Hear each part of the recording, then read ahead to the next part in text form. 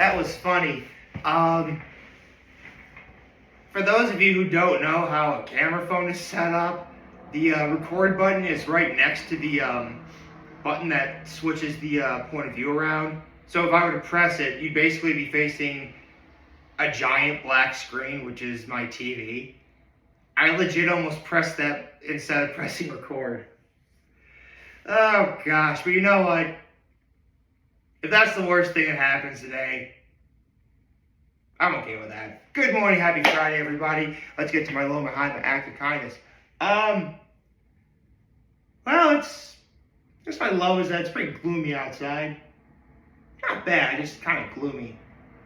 Although I'm sure it's probably gonna be like here's the thing, it'll be cold outside, but that's manageable. The real problem is it's gonna be damp. That's gonna be annoying. Oh well, it is what it is. And it'll have to be what it is. Let's see, my high is we had a new episode of Hot Ones yesterday. That was awesome. Super duper fun. There's actually something going on tonight I'm really excited for. I can't wait to go to it. And what's my act of kindness? Actually, you know what? I was talking to somebody last night, and they wear glasses. And like most people who wear glasses, they keep those little packets of wipes. You know what I mean? Like they look like little moist towelette packets. Only it's for washing your glasses. And he accidentally dropped a bunch of them on the floor, so I helped pick some of them up for him. That was my act of kindness. So, for the second time, Daniel Radcliffe took on The Wings of Death. Now, the first time he was on Hot Ones, I'm getting my notes out. The first time he was on Hot Ones, this was during season 13, and COVID was going on. So he had to do the episode from his home in Britain.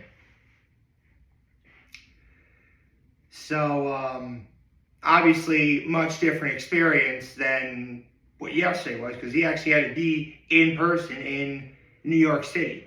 It's so crazy. I keep thinking that First We Feast is in, it's weird. For whatever reason, I keep thinking First We Feast was in California, but no, it's in New York City. Which isn't a far drive for me, per se, but I still don't want to do it. So, for sure, definitely different experience from doing it over a Zoom, which, actually, there was, no kidding, this is the second person. No. Shoot, I think it might be the third person, because T-Pain did an episode over Zoom. Matthew McConaughey did an episode over Zoom. So, this Daniel Radcliffe makes 3. Okay. So, that, I think I got that right. And so, just as, oh, darn it, hold on. Here's the thing. I know what he's on there to promote. I forget the name. It's the rise and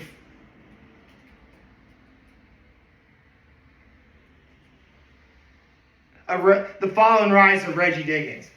I mean, that's what Daniel Radcliffe is on there to promote, partly. He's also in a new Broadway show called Every Wonderful Thing.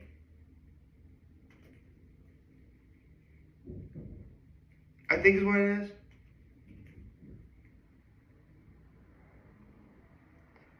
Or it's Every Brilliant Thing? Yeah, Every Brilliant Thing. That's what it is. Every Brilliant Thing. That's what he's on. That was close. Wonderful, brilliant. They can kind of interchange. You can kind of use those words interchangeably. But that's what he's on there to promote. Of course, being someone like Daniel Radcliffe, who's been, the Harry Potter series, horror like The Woman in Black, even, comedies like that cameo we had in Trainwreck. Like, the first question Sean asks him is, like, what's it like playing what's essentially a straight man to Tracy Morgan? And obviously, Tracy Morgan, not like, I mean, I'm sure you've already heard this. Tracy Morgan, sweet guy, really funny, wonderful person to be around. And the people behind the show, like, approach him, like, we think you two would make a great comedy duo. And I'm sure they are. At this point, the fall and rise of Reggie Diggins won't be coming out until Monday. Yeah, so still got oh, sorry, I just got a message from my dad. I'll text him back after I finish recording. But yeah, though, I'm sure Tracy Morgan, Daniel Radcliffe make for a great comedy duo. I'm sure a lot of people are gonna. I mean, listen, there's gonna be a lot of people who are gonna be watching this, either because you're either a Daniel Radcliffe fan or a Tracy Morgan fan. So I expect that show is gonna pull big numbers on its premiere on Monday night.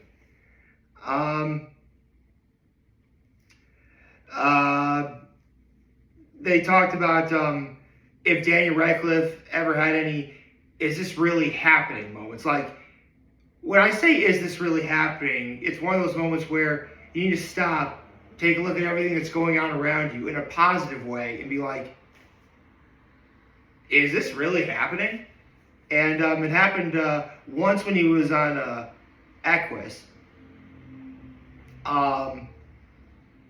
When two girls were trying to get his attention, like, Daniel.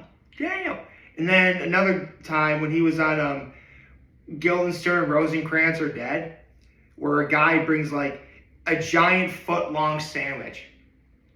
And, like, he eats, he's in the front row and everybody else sees him, and then he falls asleep.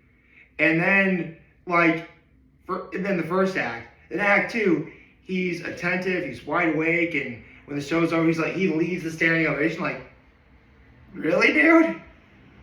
That's crazy. He talked about a pivotal moment in acting he's ever had where when he was doing Harry Potter, specifically in, like, the earlier films, he didn't really care for much how his face looked. So he tried to appear more, stoic. And he was trying to basically get over being self-conscious, which is something that everyone struggles with. I struggle with being self-conscious sometimes too. That happens. And, you got to lean into, how weird some things could be. Because, like, keep yourself open. Allow yourself to be vulnerable. I love that message. I really do. I really think that spoke to me. Let's see what else. He talked about the most challenging role he ever had was playing horns on his head. And the character he played in Swiss Army Man was the most difficult to figure out. He talked about filming underwater for 42 hours for the underwater scene in Goblet of Fire, which, yeah. He talked about basing roles on originality. Like, someone approached Daniel Radcliffe, Rupert Grint, and Emma Watson as, like, maybe they can do, like, a Wizard of Oz spoof where Daniel Radcliffe, obviously Emma Watson would be Dorothy. He forgot what Rupert Grint was going to be. And Daniel Radcliffe was going to be the Cowardly Lion, which also somehow knew karate. That was funny. He talked about the best acting he ever witnessed firsthand. And, I mean, listen, between the Harry Potter movies and literally everything else he's done, he is no stranger to actually seeing just ungodly acting before his very eyes. And I love that Daniel Radcliffe said, the best actors are the ones that make it look easy. Which, like, they can be incredibly goofy and carefree, but as soon as, the cameras roll and action's called, like, they are in. And he talks about how great Michael Gambon was, rest in peace Michael Gambon, as well as Imelda Brown. They're really great at really great acting. Actually, Mike Gambon was really great at acting. Man, that said, both actors that played Dumbledore passed on, Richard Harris and Michael Gambon. And before I continue, I'll never forget watching the Blockbuster Busters honest review of the Harry Potter movies. And he got to the point where, as a prisoner of Azkaban, Richard Harris had died, so that's when Michael Gambon took over the role as Dumbledore. And so the question is, which do you like better?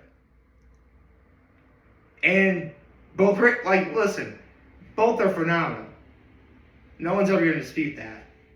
But I like the Blockbuster Busters answer when he said, Richard Harris definitely got, that, Dumbledore is a little bit quirky, and a little bit fun. And, he does bring about, when he's in the room, you should, pay attention to him. But Michael Gambon generated that presence better. Now, again, Richard Harris did a great job doing that. It's just Michael Gambon was better at it. That's all it was. He talked about how to make a fool's gold sandwich, which is you take a foot-long roll and hollow out the bread.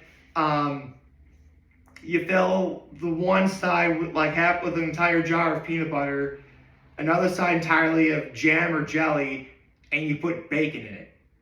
And that's fool's gold sandwich.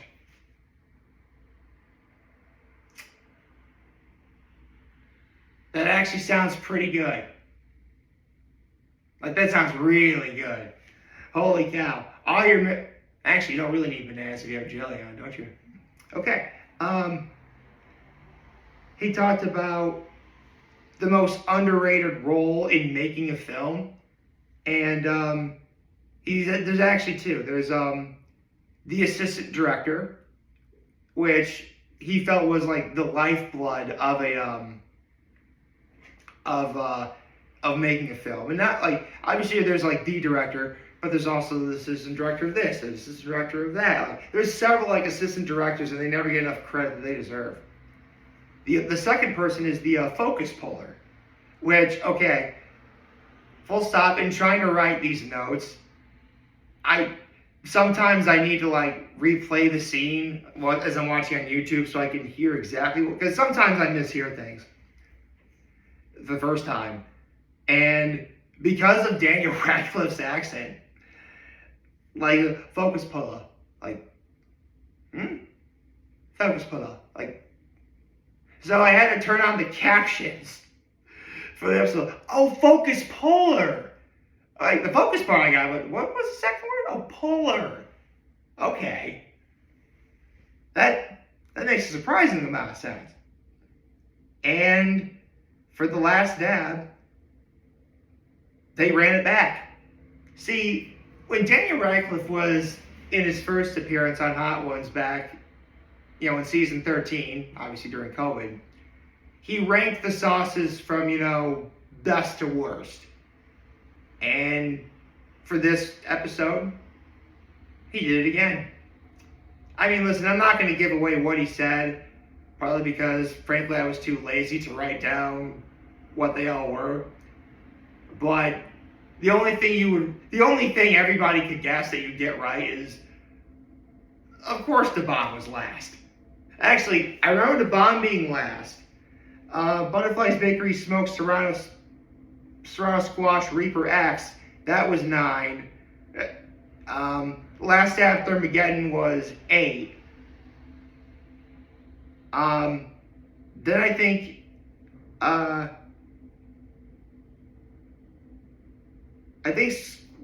Sweet Scotch Bonnet Tropical Rio was 7. Pickled Sriracha was 6, I think. Nirvana. That was the where is it? Yeah, number 7. Sauce number 7. That wanted to be number 1. That's what it was. Okay. So, hey, actually, I didn't even write. I barely paid attention to that scene. I just wanted to write down ranking the sauces. I barely paid attention to that. I'm actually kind of surprised how much of that I retained. All right, cool. I'll take that. But yeah, I mean, listen, Daniel Radcliffe,